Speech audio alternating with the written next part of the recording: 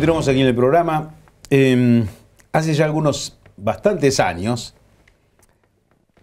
un día tuve la oportunidad de hablar con Gualberto Venecia, en ese entonces era el vicegobernador de la provincia, en el recinto del Senado.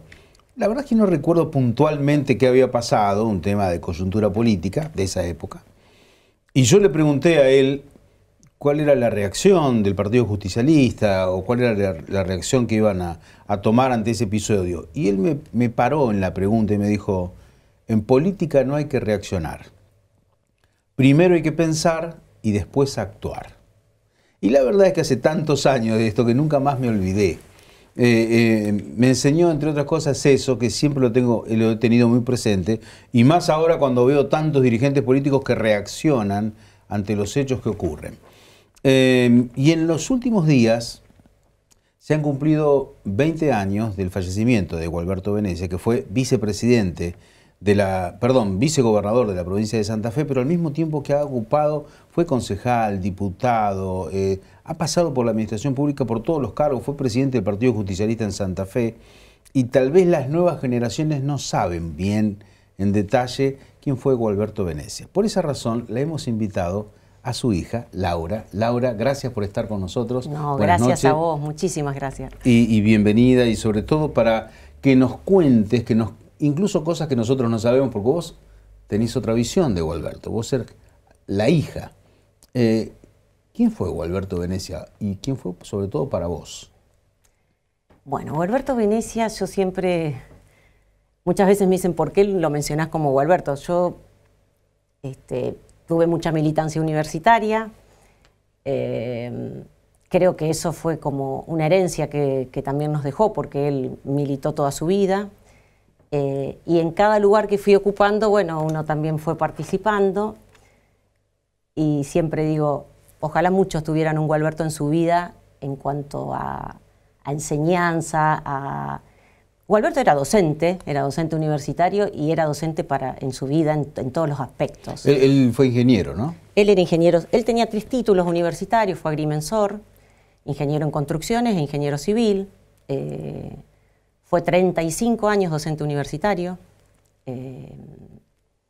y en su vida como padre, él siempre nos daba enseñanza. Somos 3 hermanos, Juan Carlos, mi hermano mayor, mi hermana Gabriela. ¿Vos fuiste diputada provincial, Juan también? Sí, los dos.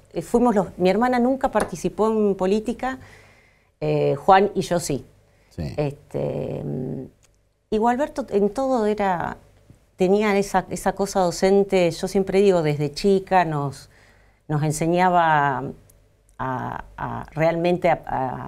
nos dejaba muchos libros, por ejemplo. Gualberto era un hombre que viajaba o que tenía que, ejerciendo su profesión, tuvo una empresa constructora, se presentaba a licitaciones, se iba al sur, al norte. Siempre nos dejaba un libro, siempre hacíamos reflexiones. Yo siempre digo, era un maestro en todos los aspectos. Y como padre si no estaba presente, había cosas muy presentes que nos marcaron muchísimo. Hablemos de la función que él cumplió, porque en esa época, sobre todo, se hablaba de el líder del peronismo del sur, naturalmente era Gualberto Venecia. Pero además él había sido concejal antes del proceso militar, después, cuando retornó la democracia. ¿Y cómo era como conductor político? Era un conductor político distinto, porque aparte era de las personas que aceptaba la opinión de los otros, debatir los temas para él era realmente placentero. Ahí te paro. Sí. ¿Sabía escuchar? Sí, era un hombre de mucha escucha, y de mucha escucha no solamente dentro de su propio partido, él escuchaba al que pensaba diferente. Era un hombre que siempre estaba en la búsqueda de los consensos y que realmente la política la veía siempre a futuro. Cada proyecto en el que participó o que fue autor, ya sea desde el Consejo Municipal en el 73-76, con el advenimiento de la democracia 83-85, porque después se sorteaban y había quienes entraban 2 años, claro, y quienes entraban por 4. Él entró por 2 años y luego se vino una gran campaña, una interna para ser candidato a intendente, que la gana en el año 86, en el 87 es candidato a intendente, pierde la intendencia por escasos 8.000 votos, pero esa campaña fue también apoteótica y lo que Gualberto supo fue ser generoso en la política. Los proyectos que él realmente impulsaba y que también tienen que ver con su formación universitaria, que es todo el tema metropolitano y que en la década del 50 con sus profesores universitarios se llamaba Plan Ferrourbanístico Gran Rosario, él lo fue aplicando en los distintos lugares que ocupó, tanto en el Consejo, en su campaña de intendente, como diputado nacional, como vicegobernador. Él tomaba los temas como grandes temas y hacía partícipe a todo el arco político. Yo creo que el reconocimiento que Gualberto tuvo en vida mucho tiene que ver con la búsqueda de los consensos, con debatir los temas. Y los temas metropolitanos eran su pasión. ¿Cómo llegó a ser candidato a vicegobernador? En esa época veníamos de la gestión de Reutemann y después fue el primer gobierno de Obey. En realidad, en el primer gobierno de Reutemann, vos lo debes recordar, después de la gestión de Bernet y de Reviglio, el peronismo entró en una situación bastante particular a nivel provincial. Internamente había mucho debate. Gualberto participa de la renovación peronista y estaba el peronismo ortodoxo. Y él estaba en ese momento con una línea interna dentro de la provincia y había muchos compañeros de la provincia que querían que Gualberto fuera candidato a gobernador. En esas instancias también estaba el compañero Cariñano. Claro, sí. Bueno, todos los que conformaron la renovación peronista en esta provincia.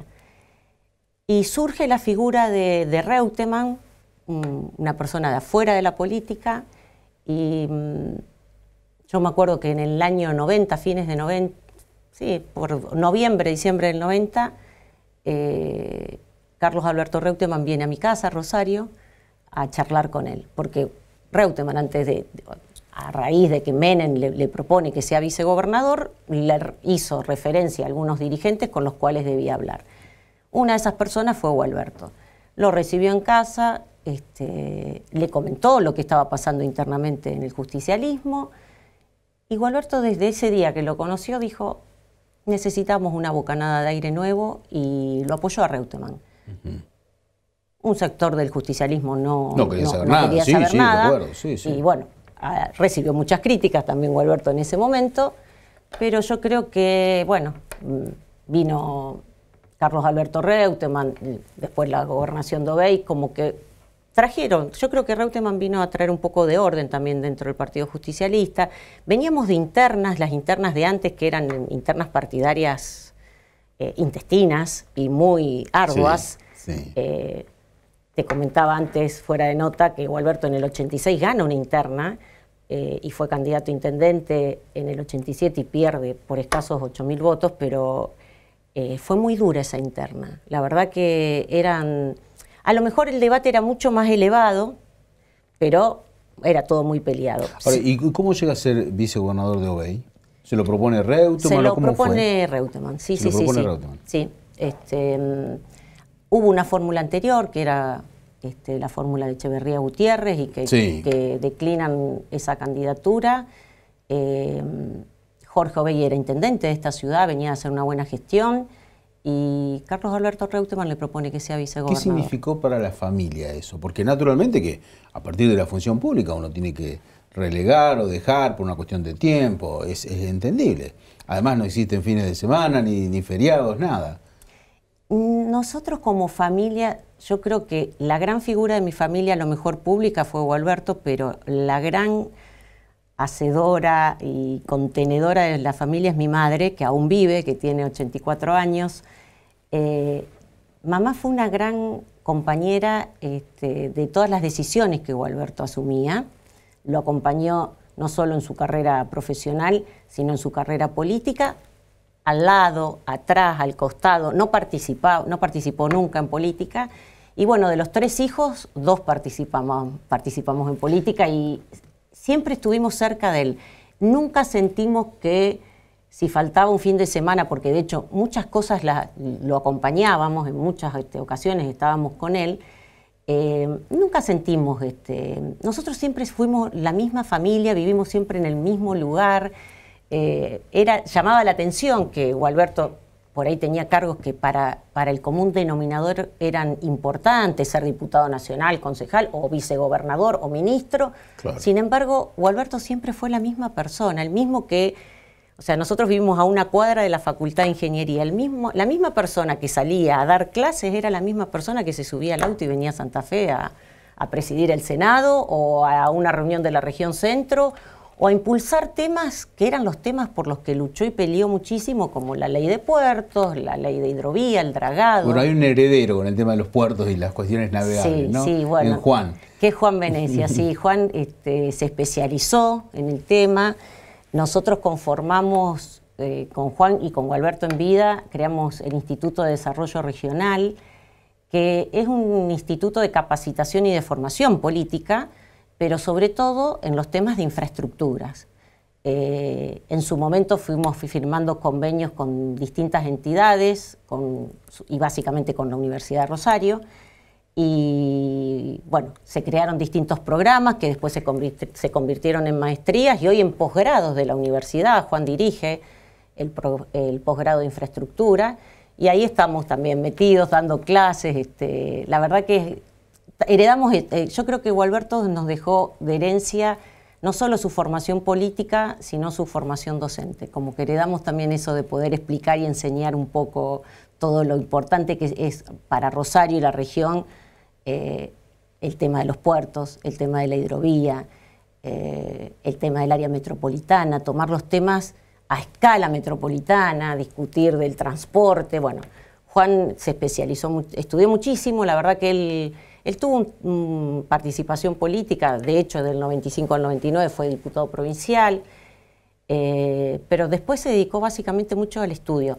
Si bien también dirigió el puerto de Rosario en una etapa conflictiva, y cuando nosotros, yo también fui diputada provincial, y cuando Aguas Provinciales vuelve a la esfera provincial, había que designar un director y bueno, Jorge Obey lo designa a Juan y era un hierro caliente. Laura, fue un gran gestor también, Juan. Para cerrar, porque se han cumplido 20 años ahora, ¿qué es lo que más extrañas, de tu papá o de Gualberto Venecia? Las charlas, las conversaciones, porque él siempre encontraba en los momentos más difíciles y en las crisis una oportunidad. Y creo que hoy la dirigencia política no ve oportunidades y hoy vivimos un momento de una crisis muy profunda en el país y su visión, su forma de ver la política era muy clara. Entonces, como desde la política extraño eso y como hija lo extraño todos los días porque yo fui muy cercana a él. Siempre digo que gracias a Dios no me quedaron temas pendientes con mi padre. Hablamos siempre teníamos conversaciones de todo. No me quedó nada pendiente, pero sí, lo extraño mucho como hija, pero también como dirigente político. Laura, muchísimas gracias por tu tiempo. No, muchas gracias a vos, Darío, te agradezco este recuerdo, te agradezco en nombre de mi familia, te agradezco en nombre de Juan, que te manda un abrazo fuerte, y de mi madre, que bueno, para ella es muy importante los recuerdos hacia él. A vos. Continuamos aquí en el programa, lo habíamos anticipado al principio. Vamos a hablar de este trabajo que están realizando aquí en Santa Fe y que está relacionado con el primer reactor nuclear de potencia argentino que se está construyendo en la Argentina y tiene colaboración OPATA santafesina. ¿Y qué significa esto? Investigadores del CONICET con sede en Santa Fe están trabajando. La pregunta es, ¿de qué forma? ¿Qué hacen? Y esto me parece un tema muy interesante, sobre todo porque en los últimos tiempos se ha cuestionado el trabajo de los investigadores del CONICET. Así que no hay mejor forma que ver qué hacen, y sobre todo aquí en Santa Fe. Está con nosotros el ingeniero Damián Ramajo, que es investigador del CONICET, aparte es docente, tiene un doctorado, es parte de la Facultad de Ingeniería y Ciencias Hídricas de la Universidad Nacional del Litoral. Ingeniero Damián, bienvenido al programa, gracias por estar. No, gracias a ustedes por invitarnos. A ver, Primero me gustaría saber qué es un reactor, porque uno escucha el primer reactor atómico fabricado en la Argentina. ¿Qué es un reactor a nivel peatón para entender de qué estamos hablando? Bueno, un reactor básicamente es una gran vasija cerrada donde se coloca combustible nuclear, uranio, plutonio puede ser también. Eso se induce una reacción en cadena, una reacción nuclear en cadena, donde se produce la fisión del núcleo, o sea, se rompe el núcleo de esos átomos. En esas fisiones se va liberando energía y esa energía básicamente se transporta hacia un medio que es el refrigerante, que en general es agua. Esa agua después genera vapor y ese vapor mueve una turbina que genera electricidad. Es un ciclo térmico que no se diferencia mucho de un ciclo térmico tradicional, salvo por el hecho de que en vez de tener una caldera, que puede funcionar a gas o a carbón o a un combustible líquido, lo que hace es funcionar a través del calor que libera esa reacción nuclear. Ahora, es posible que mucha gente haya escuchado hablar de Atucha 1, Atucha 2, las plantas que están así en Zárate y demás. ¿Y qué relación tiene esto con lo que ya conocemos? O básicamente, ¿por qué esto es de construcción nacional? ¿Cuál es la diferencia con esos reactores? Bueno, Atucha 1, 2, Embalse son reactores, primero que fueron tecnologías extranjeras que fueron adquiridas ya hace varias décadas, se construyeron en el país con gran aporte del país, pero básicamente un diseño extranjero. El CAREN es un diseño puro de la CONEA que inició hace mucho, inició alrededor de los 80, yo no soy experto en la historia de esto porque no soy de la CONEA, pero en su momento era un reactor bastante innovador porque se trataba de que sea un reactor totalmente concentrado. Los reactores comunes tienen esa vasija donde está el combustible nuclear y después tienen una serie de sistemas accesorios o laterales, como por ejemplo las bombas, los generadores de vapor, todos los sistemas auxiliares que están por fuera de esa vasija. El CAREN tiene todo adentro, tiene los generadores de vapor adentro, no tiene bombas, que esa es una de las grandes cosas diferentes, o sea, la circulación del fluido es a través de convección natural, no hay convección forzada por bombas, y además tiene todo incorporado adentro, lo cual le da cierta margen de seguridad que las otras plantas no tienen. Más allá de eso, lo que se trata es de generar reactores que se llaman modulares, donde uno no busca generar un reactor de gran potencia, sino muchos reactores pequeños de baja potencia que puedan trabajar en paralelo. Entonces uno podría, en el caso de llegar a un diseño comercial del CAREN, construir este reactor, por ejemplo, en una fábrica, sí, trasladarlo al lugar donde se lo va a instalar y generar una construcción mucho más rápida y más estandarizada que la que tiene una planta tradicional, donde todo hay que hacerlo en el lugar. Ahora, y esto, la capacidad operativa, de infraestructura, técnica, mano de obra, ¿está en la Argentina todo esto? Es todo nacional, sí, es todo nacional. Hay gran participación de, por ejemplo, IMSA en Mendoza. Hay varias fábricas que ya trabajan haciendo componentes nucleares para las Atuchas, para Embalse, y tienen mucha experiencia. Está también INVAP. INVAP trabaja mucho en este reactor. Tiene gran parte del mecanizado de las piezas más complejas y demás. O sea, no solo el diseño es nacional, también la construcción es nacional. De hecho, hasta donde yo sé, es todo nacional. Se va a requerir, por ejemplo, algunos ensayos en el extranjero, pero básicamente es porque no tiene sentido generar test tan complejos a nivel nacional para un solo reactor. Entonces eso sí se va a tercerizar. ¿Y dónde entra la pata de ustedes? ¿Por qué los investigadores del CONICET acá en Santa Fe tienen participación en este proyecto? Bueno, nosotros fuimos buscados, nosotros tenemos mucha experiencia en lo nuclear, desde hace más o menos 13 años trabajamos para la Autoridad Regulatoria Nuclear en el licenciamiento de las centrales de potencia, ¿sí? Atucha 2, Embalse y ahora, bueno, en la parada que se está haciendo en Atucha 1. Entonces eso nos dio todo un background de conocimiento que probablemente otros grupos no tenían.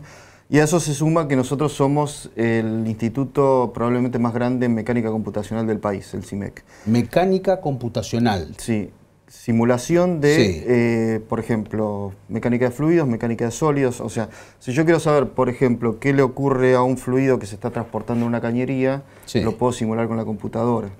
Antes eso se hacía por experimentación, yo tenía que hacer una instalación compleja, instrumentarla, medir y sacar las conclusiones de lo que pasaba. Testeaban todo, digamos, con las cosas ahí. Claro. ¿Y ustedes lo hacen? Nosotros lo hacemos con la computadora. ¿Y ese software está ideado acá o cómo es?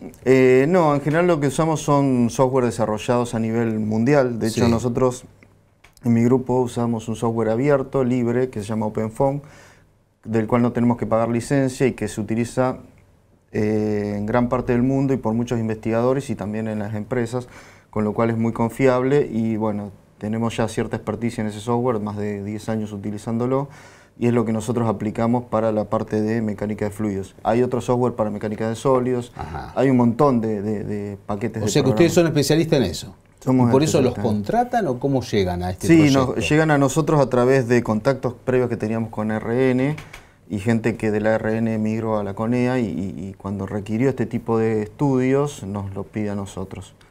¿Y hasta ahora cuáles son las evaluaciones? ¿Y en qué etapa está este proyecto, digamos? Bueno, el proyecto Karen está muy avanzado, ya está la construcción en una fase del 60%. Lo que se está haciendo ahora es verificar algunos componentes de seguridad que han sido calculados con otros tipos de métodos, capaz que métodos analíticos, y que con esta herramienta, que es la mecánica computacional, se les puede dar un poco más de información a los diseñadores para verificar el comportamiento de esos componentes ante algunos hechos no normales, ¿no? O sea, los sistemas de seguridad actúan cuando la planta alcanza un estado no normal, que no tiene por qué ser un accidente, pero puede ser un transitorio. Por ejemplo, yo quiero ir de una potencia a la otra, o si, por ejemplo, se corta la electricidad o hay algún tipo de anomalía externa que hace que la planta deba parar.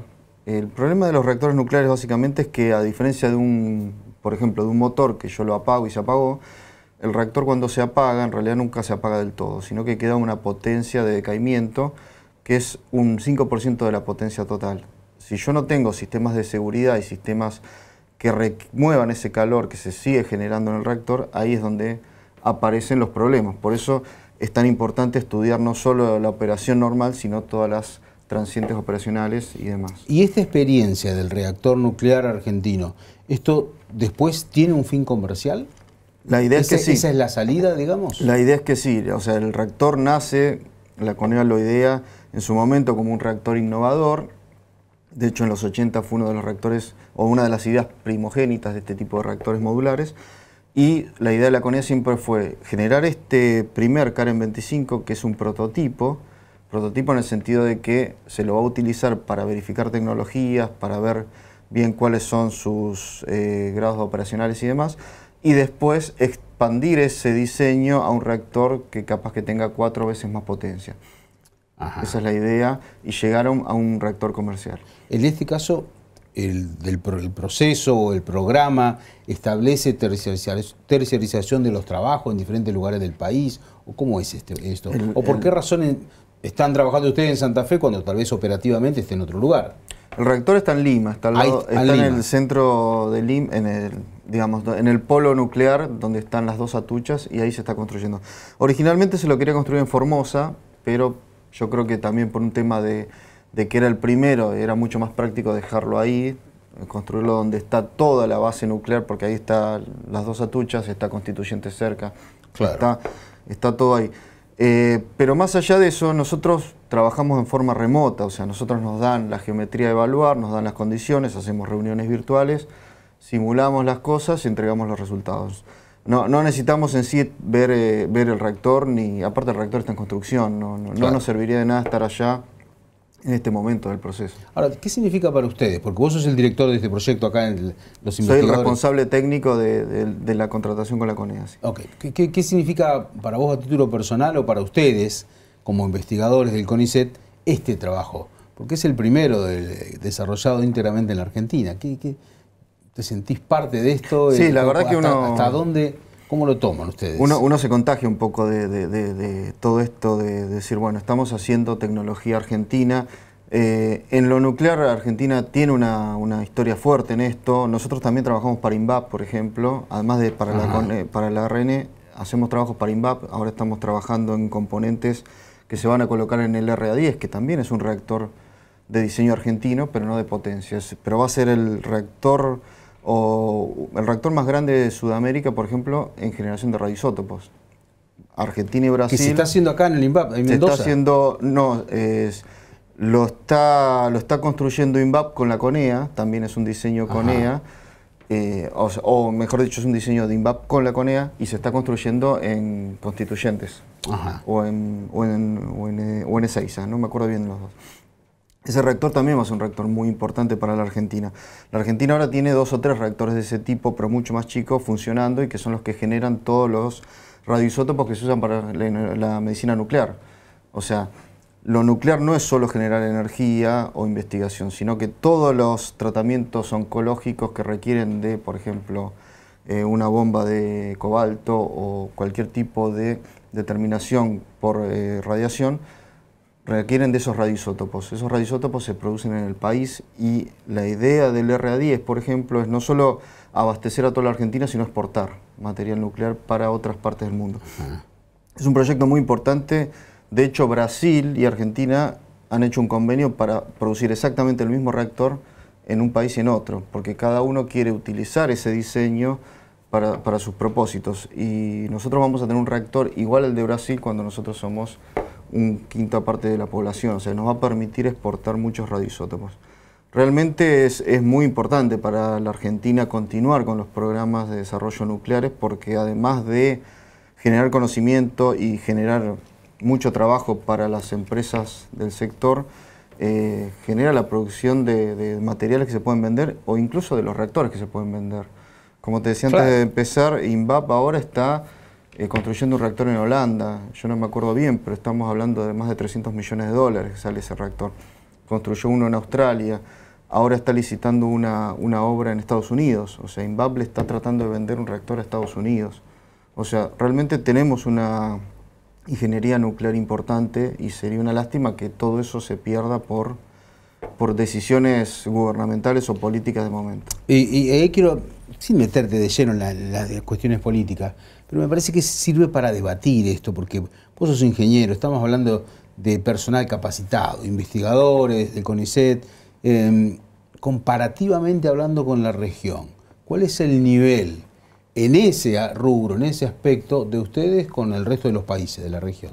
Bueno, en la región... Y digo esto porque, a ver, bien directo, por ahí puede ser más tentador que te ofrezcan algo de un país vecino, de Europa, de Estados Unidos, donde sea. ¿Cómo estamos con respecto a los recursos humanos nosotros? Bueno, en la región nosotros siempre fuimos pioneros. Si uno se remonta a la historia nuclear argentina, tiene que llegar a la época de Perón. Ahí es donde empieza a gestarse el proyecto nuclear con el proyecto Huemul, que fue un proyecto bastante disparatado, pero que llamativamente sirvió, por ejemplo, para que Balseiro, que era un investigador que estaba en Inglaterra en ese momento, sea traído para evaluar ese proyecto y crear todo lo que es el Instituto Balseiro actual. O sea, ahí se gestó el Instituto Balseiro y se gestó la CONEA. Entonces estamos hablando de 70 años de historia nuclear argentina, que por ejemplo nos formó como líderes en la región. Brasil tiene desarrollo nuclear también, pero es comparable a nosotros o incluso más bajo. Brasil tiene dos centrales nucleares de potencia, está construyendo este reactor a la par que el RA10 argentino. El resto de los países de la región no son generadores de tecnología, son compradores. INVAP también le ha vendido a Perú reactores y ha habido varios proyectos de intentar vender a países de la región. Ahora, ¿está vigente esto de la tentación de una oferta? Hablo básicamente por una cuestión de los honorarios que se pueden percibir en otro país o no. Y además vos como docente también ves si los estudiantes están mirando más para irse afuera o no. Y nosotros, la verdad es que te tengo que decir que dentro del CIMEC hemos tenido una migración importante de gente. ¿Hacia qué lugares? Y a Europa. A Europa. En este momento tenemos 3 personas que son investigadoras ya del CONICET que están en Europa trabajando y que no tienen perspectiva de volver. Tenemos varios becarios que también... ¿Porque son buenos o porque les va bien y cobran más? No, son muy buenos y eso es la lástima para nosotros es que sean muy buenos, porque eso es lo que nos duele, ¿no? Porque es muy importante que la gente se vaya afuera y haga una experiencia y conozca otros grupos y aprenda de cómo se hacen las cosas en otros lados. Pero eso sirve si vuelven, si no, no sirve. Si no, estamos generando un recurso que se está yendo. El CONICET creo que va a sufrir mucho en estos años si las políticas que se quieren llevar a cabo se implementan realmente, porque se habla de desarmar un organismo que tiene más de 30.000 empleados, pero aparte que también tiene una historia de varias décadas y la ciencia no se puede parar y arrancar de un día para el otro. Las cosas que se dejan de hacer durante años, después es muy difícil volver a ponerlas en práctica, los equipos se vuelven obsoletos, la gente pierde conocimiento y todo eso lleva a que 4 años sean mucho para el sistema científico. En el mercado local, este trabajo que están haciendo con el reactor argentino, ¿a ustedes les da chapa en el currículum, por así decirlo? ¿Los pone en un lugar diferente a nivel nacional? Sí, a nivel nacional nos realza mucho desde varios puntos de vista, no solamente porque nos convierte en el foco de la consulta de este tipo de temas en el país, sino porque además nos permite hacer una diferencia monetaria a los que trabajamos en este proyecto, lo cual viene bien. Y en el currículum nos suma mucho, o sea, el CONICET ve con muy buenos ojos que los investigadores traten de vincularse con empresas y traten de aportar al desarrollo de productos o procesos o resolución de problemas industriales. Ahora, vuelvo a una pregunta a título personal, porque cuando uno escucha todo lo que hacen ustedes, y la especificación, y el estudio, y las horas que tienen atrás de todo esto, la verdad es que si vos en cada esquina tenés que empezar a explicar qué haces, o qué hace un investigador del CONICET, o cómo hacen o trabajan para un reactor, parece bastante complejo. Lo de ustedes es bastante anónimo, bastante silencioso. Yo no tengo duda que un jugador de Colón Unión gana más que ustedes, y bueno, para algunos es más importante el Colón Unión, pero el trabajo que ustedes... ¿Cómo te sentís vos? Porque por ahí ustedes no aparecen normalmente, ni en los medios de comunicación, ni tienen difusión pública. El hecho del anonimato, el silencio, incluso que imagino que hasta la propia familia hay que explicarle a veces qué hace papá o qué hacen ustedes. ¿Cómo lo tomás vos? No, a ver, nosotros, la persona que trabaja en el CONICET nunca piensa tratar de ser una persona mediática, ni hay algunos divulgadores científicos que son muy importantes, pero lo que, te voy a ser sincero, lo que más nos afecta a nosotros no es no estar en los medios o no cobrar lo mismo que un jugador de Colón. Te diría que no cobramos ni lo mismo que el que le da el agua al jugador de Colón. Lo que más nos molesta es que de pronto muchas veces no somos tenidos en cuenta a la hora de tomar decisiones que son importantes para la vida. Que no los consultan. Civil, no nos consultan. Y eso es muy llamativo. Te tengo que dar el caso, por ejemplo, de un investigador nuestro que se está por ir a emigrar a Noruega, un investigador muy formado, está casi en la categoría más alta del CONICET. ¿Acá de la UNL? Y él en enero se va a ir del país. Y básicamente él se formó en varios temas, pero uno de los que más se formó fue en la eficiencia energética de edificios.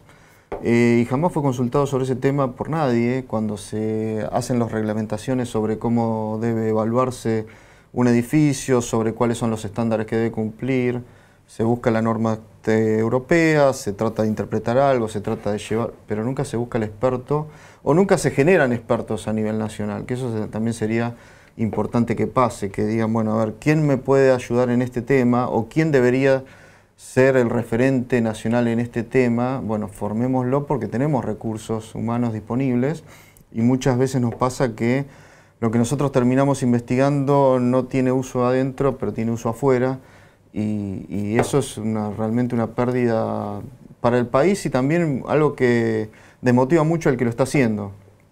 Sentir que podés publicar trabajos en el exterior y que de pronto nadie te llama para hacerte la misma pregunta en el país, o en la municipalidad o en la provincia, es bastante frustrante, ¿no? Si se quiere, porque uno realmente lo que busca es que su trabajo tenga importancia, no económica, pero sí importancia al nivel de, bueno, si yo valoro lo que hago, me gustaría que alguien más lo valore, o que alguien más me diga, mira, esto es realmente importante, nos gustaría que lo traten de entender, explicar y que el día de mañana nos puedan ayudar a encontrar la solución. Ahora, te tengo una última pregunta, porque por ahí a muchos, si uno le preguntara a los jóvenes en la escuela primaria, e incluso en la secundaria, qué quieren ser cuando sean grandes, es muy posible que muchos dicen youtuber, influencer o lo que sea. Yo no sé si alguno dice ingeniero nuclear o lo que fuera. ¿Qué pasa con el semillero? ¿Cómo ves vos? Porque además sos docente. ¿Cómo ves vos eso, las nuevas generaciones? ¿Hay interés en este tipo de ciencias o no? Y la verdad que cuesta ver el interés en los chicos nuevos. Creo que tienen esa cosa de la inmediatez, de querer que los resultados sean rápidos. Las carreras de ingeniería no son rápidas. Se está trabajando en tratar de acortarlas, pero bueno, no hay magia ahí. Acortarla implica sacar contenidos.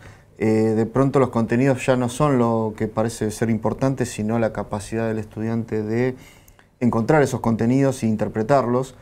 pero eso también lleva una maduración. Entonces, bueno, es difícil explicarle a una persona que va a tener que estudiar mucha matemática o mucha física para poder ser ingeniero, porque de pronto, como te digo, no sé si después en la vida real ese trabajo va a ser tan valorado.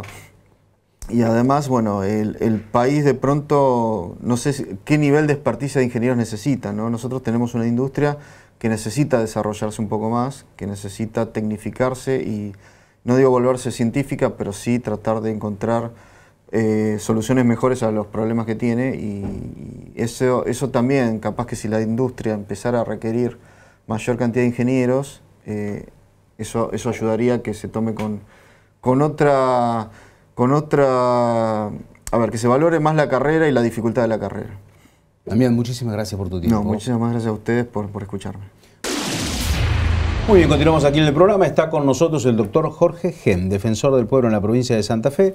Doctor, buenas noches, bienvenido al programa, gracias por estar. ¿Cómo andás, Darío? Pero muy bien, y además con ganas de hablar de muchos temas que son preocupación y prioridad de la gente, por ahí mucho más que algunas otras cuestiones políticas que solemos hablar, pero estas tienen que ver con las cosas que pasan diariamente. Entonces, Darío, perdóname, vos sabés que esta es una particularidad de la Defensoría. La Defensoría tiene la agenda, siempre invito a los periodistas que vengan, porque vos tenés en tiempo real qué es lo que está pasando.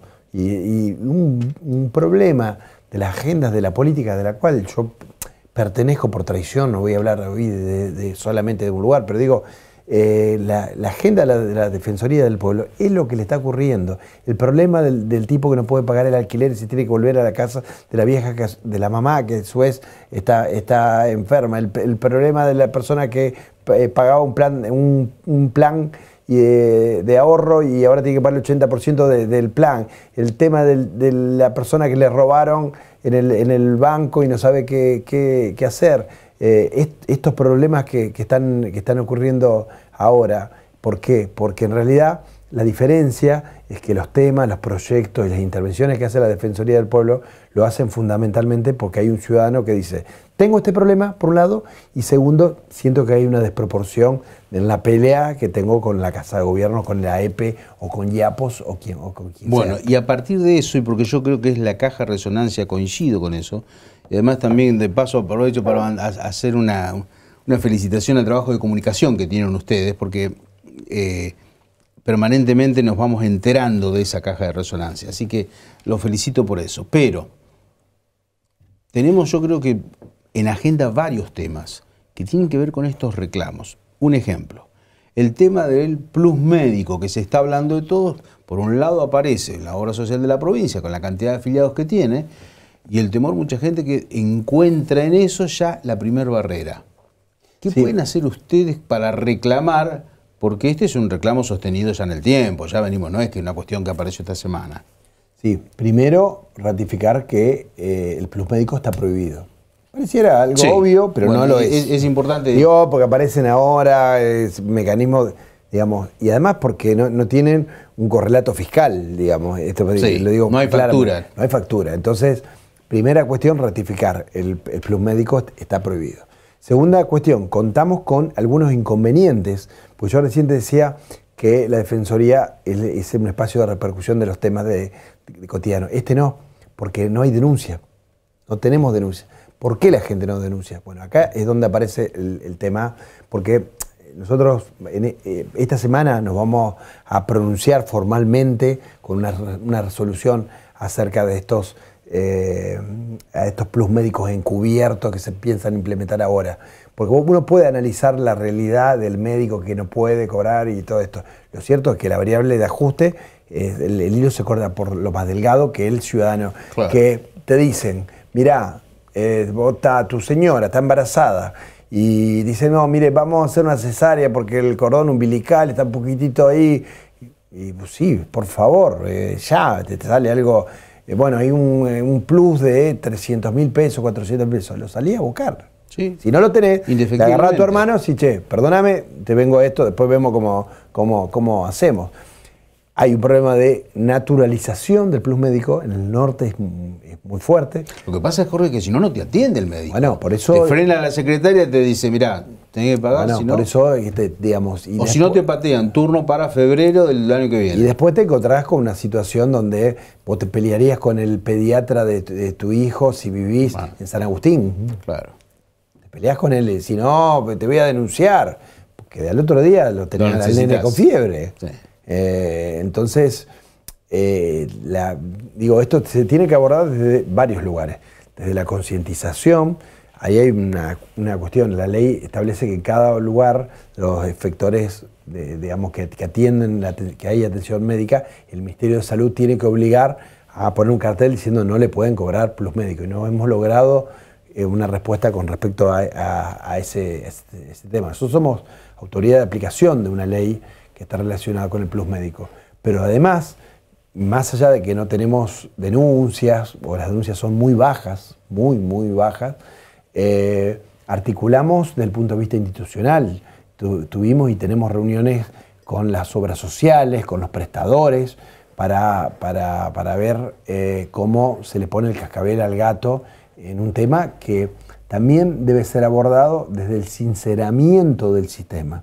Porque hay muchas cosas del sistema, de amortización, de tecnología y cuestiones que tienen que ponerse de arriba de la mesa para generar un sistema sustentable. Pero en cualquiera de los casos, más allá de blanquear esa situación, el problema de determinadas profesiones, que pediatrías y otras más, que hay dificultades en el norte, sobre todo, de poder garantizar ese servicio, lo cierto es que lo que no puede ocurrir, sobre todo en situaciones de mediana gravedad, es que el pato de la boda sea el ciudadano, el usuario del sistema de salud. Hay otro tema que tiene que ver con el aumento de lo que pagan en las escuelas privadas, las cuotas, sí, que son mensuales y que han aparecido en diferentes lugares de la provincia, algunas escuelas que han aumentado muy por arriba de la inflación mensual. Entonces ellos piensan que la variable primera es la inflación. Si la inflación fue del 100, 120, lo que sea, no puede la cuota haber aumentado tanto. Si en lo que va del año aumentó 60% o no sé qué cosa, no puede estar por arriba de eso. ¿Les llegaron a ustedes reclamos? Sí, nos llegaron reclamos todos. Entendemos que es un tema que cuando el Estado, en este caso el Ministerio de Educación, con sus potestades, con su facultad de fiscalizar los incrementos excesivos de los aranceles, cuando el Estado, el Ministerio de Educación, no lleva adelante esa tarea de control, porque vos tenés topes máximos según la legislación, claro, tenés facultades para reglar y tener en cuenta en el arancel la situación socioeconómica de un momento determinado, porque a veces hasta faltaba empatía de momento determinado largarte con un aumento de este tipo. Tenés normativas que te refieren a cuál es el componente arancelario y cuál es lo extra arancelario, que es lo que te dicen, mira, si querés, pero aparte de lo que pagás, te ofrezco horario extendido, te ofrezco servicio de cantina, te ofrezco llevarte o una hora o media hora más para que lo tengas a la mañana. ¿Qué pasa? Si esto no se deja claro que es un componente extra arancelario, que es facultativo y que de ninguna manera tiene que afectar el servicio de educación que recibe ese chico que va a ese colegio, porque además el sistema, en su gran mayoría, creo que hay un colegio en Santa Fe y dos en Rosario, y no sé si uno en Venado Tuerto, pero puede haber algunos más que no reciben, que no hay transferencia de recursos del Estado para abonar su planta docente. Es decir, que son 100% privados, por así decirlo. 100% privado, hay los dedos de una mano. Dependen de la cuota que pagan los Exactamente. padres. El resto tenés un porcentaje, 60, 70 o 80%, claro, que es un cálculo, no es que vos le pagás los docentes, es un cálculo que tiene que ver con la planta docente, por eso cuando las discusiones de paritaria impactan sobre el tema de las cuotas. Yo no quiero hacer, por lo menos esto desde el punto de vista del rol de una defensoría. Las defensorías tienen que empatizar con los intereses digo, de los padres, de los alumnos y de los familiares. Hacemos una aplicación exacta de la Ley de Defensorías del Pueblo. Le decimos al Ministerio de Educación, muchachos, no pueden atender a pedido. No pueden decir, vino uno, bueno, dale. Yo veía, inclusive en Sin Mordaza, que decía el Ministerio de Educación intermedió para bajarle el costo. ¿Cómo intermedió? ¿Cómo claro, intermedió? Vos lo que tenés que hacer es hacerte cargo del traje, tener un marco normativo bien claro, que digamos, y tenés que hacerte cargo. Inclusive si hay un arancel que puede estar un poco elevado, pero considerás, tenés que también, porque gobernar es tomar decisiones. Ahora, bueno, ¿cómo se hacen eso? Porque yo escuché también la palabra de algunas, del Consejo Directivo de algunas escuelas, que dicen, el gobierno nos aprobó, no sé, 15 docentes, pero tenemos 30. Y eso tenemos que pagar nosotros de la cuota que pagan, además, porque no paga el gobierno eso, o porque en su momento la planta que fue aprobada, no sé qué historia, no contemplaba que tengan natación y de repente tienen natación, eso, no contemplaba que eso tengan... Eso es lo extra arancelario. Lo que se dice con lo extra arancelario es, está bien, bárbaro, vos querés o no querés natación, pero vos tenés que elegir, no tiene que estar como metido dentro del sistema de aranceles, tiene que estar afuera. Entonces vos sabés que pagás tanto, que lo que pagás tiene que ver con el aporte que el Estado realiza, digamos, hay topes máximos, existe el criterio de la situación socioeconómica en un momento determinado y en función de eso te haces cargo de la decisión política del Estado de fijar las tarifas. Y además tenés que fiscalizar. Esto tampoco, tenés que fiscalizar cuando hay aumento de aranceles y no aranceles. Y también tenés que ver, decir, no, esto es extra arancelario. Para decirlo claramente, es algo que vos podés elegir si lo querés hacer o si no lo querés hacer.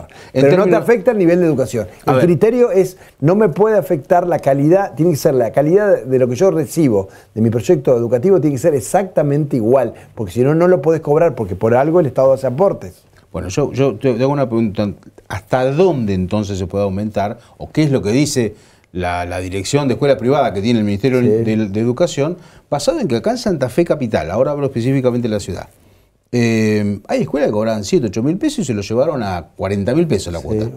Y estoy hablando entre marzo y ahora. Y otras escuelas que cobraban 30 y pico mil y se lo llevaron a 90. Cambia el presupuesto de una familia que estaba participando y sobre todo... Tenés 2 o 3 alumnos y no lo podés... ¿Qué les dijeron? No podés pagar. ¿A ustedes qué les dicen al Ministerio de Educación? No, nosotros interpusimos los oficios y estamos esperando, porque lo que quisimos hacer es preguntarle no qué hizo en este colegio, en este colegio, en este. Aparte que tenemos intervenciones individuales de todas las que te puedes imaginar. Lo que le decimos al Ministerio es, lleven adelante un control previo porque, digamos, lo que no se puede hacer es actuar a pedido de parte, digamos, porque no es serio. La situación. Además produce la avalancha y además desempodera a los directores, Darío. Porque esto también, digamos, una cosa es, pará, vos me autorizaste esto, no me lo autorizaste. ¿Entendés? Y ahora me autorizaste y ahora sos mediador. ¿Cómo es la situación? Los establecimientos educativos tienen que tener un marco de reconocimiento de la autoridad, digamos, pero para eso tiene que existir el control, porque yo estoy absolutamente convencido de que hubo aumentos que no se condecían con los aumentos inflacionarios, las paritarias y todo por encima de las discusiones paritarias. Entonces, valores a garantizar la transparencia de los recursos, la cultura de la rendición de cuentas, pero también el rol, yo que en esto quiero ser especial hincapié.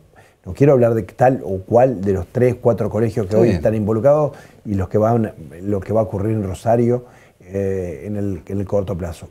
Lo que quiero decir es que existe una serie de marcos normativos que establecen la necesidad de que haya un registro de aranceles, que las escuelas previamente rindan cuenta de por qué justifican ese arancel, analizar lo extra arancelario, esto que vos decías recién del bufeo, de natación, analizar la cuestión de los topes máximos que tienen que estar publicados en la página web, donde de ahí vos podés analizar el impacto de la discusión paritaria. Entonces vos tenés padres que hacen un esfuerzo muy grande para enviar a los chicos a escuelas que son educación pública de gestión privada. Claro. Esta cuestión me parece importante. Entonces vos vas, te fijás y decís, ¿puedo pagar, no puedo pagar? Entonces esa información estaba a mayo en las páginas web del Estado y hay un incumplimiento del marco normativo. Jorge, te pregunto sobre un tema que ustedes están debatiendo, han debatido, pero que además que lo vienen trabajando hace bastante tiempo, que es este tema de lo que ustedes llamaron una charla de la cual participaste, sobre el sobreendeudamiento financiero. Y básicamente incluso con consejos a la hora de comprar en cuotas o créditos, que es además por la situación que se vive, es una de las cosas que uno más busca, ¿no? ¿Cuál es el balance después de este es un tema debate? Instalado en las Defensorías del Pueblo de la Argentina. Digamos, se identificaron 2 o 3 temas que también tienen que ver con lo que le pasa todos los días a los ciudadanos, que se han detectado con informaciones nacionales, pero con mediciones hechas en las grandes ciudades, que el 90% de los ciudadanos tenían un alto nivel de endeudamiento. 90%. 90%, en algunas consultoras privadas han hablado de 85% con los estudios arriba de la mesa, con un porcentaje altísimo de endeudamiento por tarjetas de crédito, y donde el destino es o a pagar el saldo del mismo problema financiero de que te genera la cuenta, o a necesidades básicas insatisfechas, alimentación y medicamentos. 25%. Ajá, ahí más complejo todavía. 20-25% hoy está pagando, a ver si me seguís con estos números, se está sobreendeudando para pagar esto que hablamos fuera de cámara, la persona que la está atajando penales todos los días, que esa persona Sí. está encendida y que está viendo el día a día. No, además que se paga el mínimo de la tarjeta, lo cual eleva la tasa de interés por lo que no se paga, ¿no? Y ahí el gran negocio de los bancos. Sí, claro, el banco no quiere que vos le pagues. Vos decís, pagame el mínimo, claro que pagame el mínimo, porque es altísimo. Entonces, esa charla todavía no la llevamos adelante, va a ser la semana que viene. Lo que hicimos en función de la identificación de problemas que se pueden tocar con la mano es convenios, en este caso con la Facultad de Ciencias Económicas, con la decana Liliana Dillon, convenios para que pueda haber charlas sobre qué es lo que tenés que hacer, porque a veces hay deudas más grandes, pero con menor interés y que te conviene dejarlas, y otras que son más chicas, pero con mayor interés. ¿Pero a ustedes les llegan esas consultas? Sí, no exactamente. Esos son temas que entraron en el marco de las agendas de la Defensoría del Pueblo de la Argentina. Es decir, esa cuestión pareciera ser más, a veces, del derecho hasta concursal, o como nos parecía, las Defensorías del Pueblo tienen la obligación de no solamente actuar con el derecho ya vulnerado, porque ya tienen el problema arriba de la mesa, sino en forma previa para generar los resortes para que estos temas no terminen complicando el tema. En ese marco es que nos parecía tener charlas sobre de aprendizaje de administración financiera mínima, con algunos tips, lo estamos viendo, algunos tips pequeños, claros y sencillos que te ayuden frente a un problema que tiene una gran actualidad. Hay un gran problema con el tema de la inflación. Lógicamente que generalmente no se mira el costo final financiado, el costo total financiado, sino las cuotas, y uno se da cuenta cuánto está pagando el bien. Además, hoy hay investigación, informe que cuando compras un electrodoméstico, en realidad lo que estás sacando es un crédito financiero carísimo. Hay un negocio financiero que viene con un regalo de un televisor. Sí, básicamente no sé eso. Si me explico. ¿Qué pasa con el tema de la ley de alquileres? Hoy todavía tenemos vigente la ley de alquileres, no se derogó, más allá del tratamiento del Senado y demás, que en todo caso es una modificación a la ley. Y hay un gran problema en el mercado a la hora de cómo hacer un contrato, porque también, por otro lado, en muchos casos no se respeta la ley. Sí. Los 3 años de contrato. Hay un problema que es la inflación, digamos, que atraviesa otros temas, planes, digamos. Hay un problema hoy, y que en realidad puede desnaturalizar una ley que pudo haber sido pensada en su momento para favorecer al inquilino y terminó perjudicando a todos, inclusive al mercado inmobiliario, porque hoy vos no tenés oferta de inmuebles. Hay casos concretos. Santa Fe ha sido reconocido históricamente como una ciudad universitaria. Entonces eso no lo dimensionamos, congresos, convenciones, pero también una ciudad que de mucho público estudiantil de la zona. Hoy no tenés una sola oferta. Hoy el estudiante de Paraná va y viene de Paraná, el de Frank, el de la Ruta 1.